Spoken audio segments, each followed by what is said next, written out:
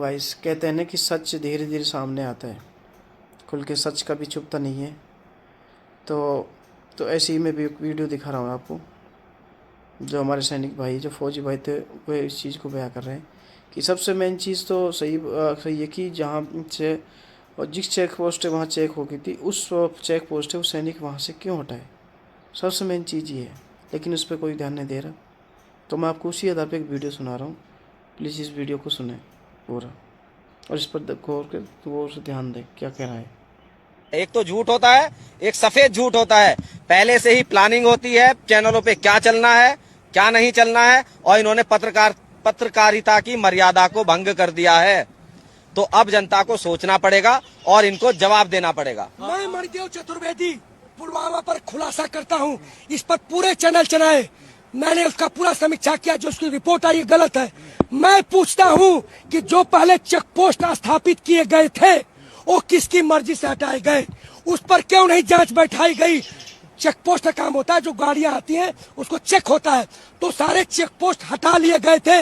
निश्चित रूप से मैं फिर कहता हूं कि जांच का विषय है कि वो जो चेक पोस्टें थे हटा ली गई थी, किसके आदेश से हटाया गया था, और इस पर सरकार भी इसमें शामिल है। निश्चित रूप से अर्नब गोस्वामी शामिल है। पूरा इस पर अलग से चर्चा कराई जाए, फिर से जांच कराई जाए। चेक पोस्ट क्यों हटाए गए? चेक पोस्ट पूरा खाली कर दिया गया था। जो गाड़ियां आ जा रही थी कोई चेक पोस्ट नहीं था। सबसे बड़ा खुलासा। आप क्या कहना चाहेंगे जिस तरह से अर्नब का जो आर्मी के ऊपर जो निकल के आ रही है चैट, और उसमें दिखाया जा रहा है कि जो पुलवामा के और देश में कई जगह आतंकवादी गतिविधियां हुई उनको सही ठहराता है और खुशी से मौज उड़ाता है। जी देखिए, बिल्कुल एकदम जो सच है वो सामने आ चुका है। सच कभी छिपता नहीं है। जो सबसे पहली चीज, हमारी सरकार के अंदर जो गृह मंत्री है वो तड़ीपार है। कोर्ट की तरफ से उसको सजा मिली हुई है।